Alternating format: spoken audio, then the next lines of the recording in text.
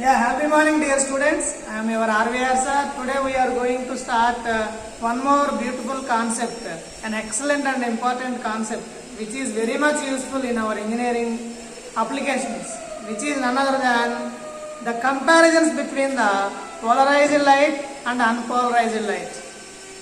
Just you can easily understand the differences or comparisons between these two. Differences between the polarized and the unpolarized light. Polarized and the unpolarized light.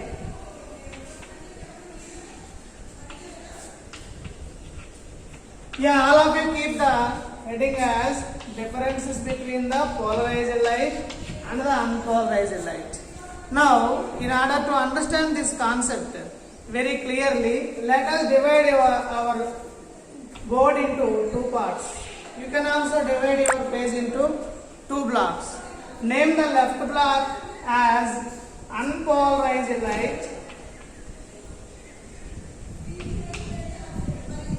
and the right block as polarized light. Polarized light. Here the first and the foremost difference is you can easily understand how the polarized light is emitted or generated or produced, and already we discussed in the various concepts. Similarly, how the unpolarized light is emitted.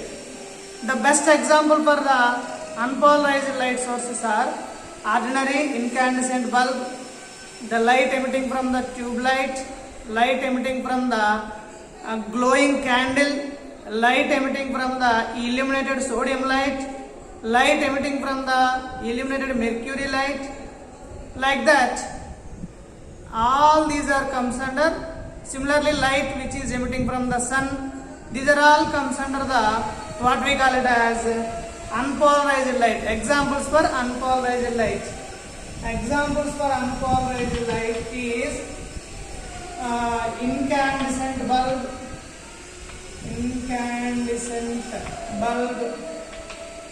comma, candle, glowing candle, sodium vapor lamp. All these light sources are etc., including sun. All these are the light sources for the emission of unpolarized light.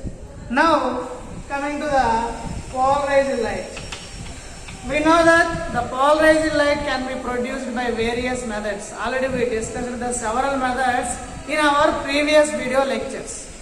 What are those? The light, polarized light can be produced by means of polarization by reflection, polarization by refraction, or polarization by transmission, and then polarization by scattering, polarization by double refraction, polarization by birefringence, polarization by pile of plates, polarization by absorption, polarization by Nicol prism, etc. All these are the various methods of producing the plane polarized light or circularly polarized light, whatever it may be, polarized light. This is the first difference between the polarized light and the unpolarized light. And one more, second point is, in the ordinary unpolarized light, the electric vector component E always vibrates perpendicular to the direction of propagation randomly. That is the second difference between the ordinary light and the unpolarized light.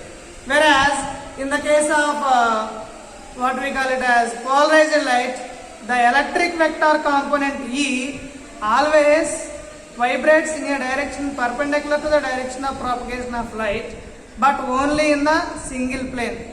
That is the basic difference between the ordinary light and the unpolarized light. In the case of ordinary light, the electric vector component vibrates randomly in all directions, not only in single plane.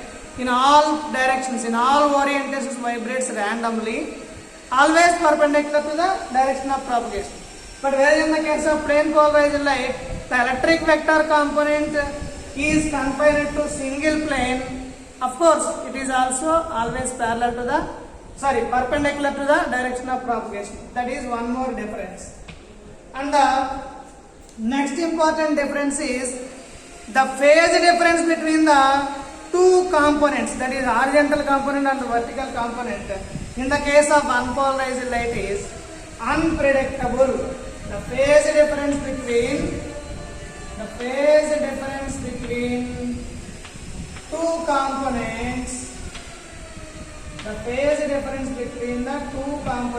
here the two components in the sense horizontal component and vertical component is always unpredictable.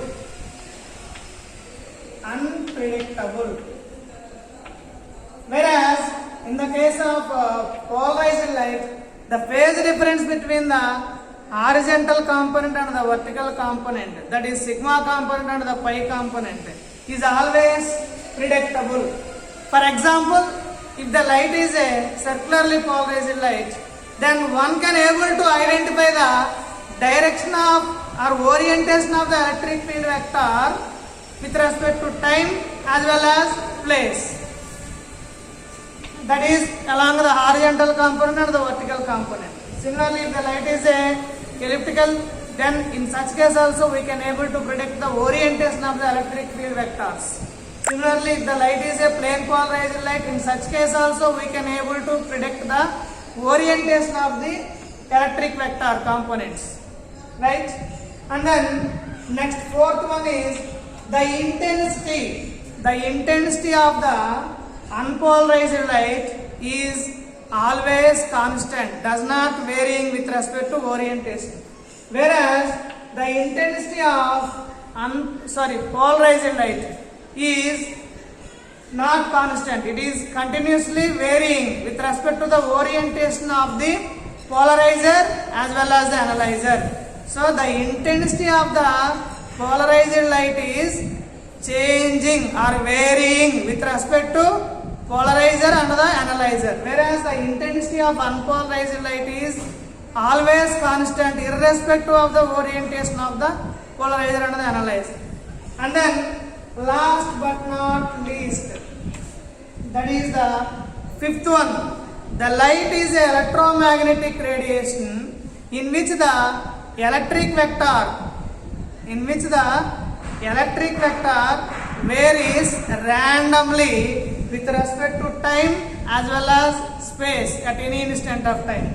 Whereas in the case of polarized light, the polarization of electromagnetic wave is always refers to the electric field vector confined to single plane. We can able to identify the orientation of the electric light or electric vector or vibration of the electric vector with respect to time as well as space. That is one more difference. These are all the specific and peculiar differences between the ordinary light, polarized light, or unpolarized light and the polarized light. All of you please note down it. In the next class we will discuss the applications of the polarized light. Thank you all. Note down it.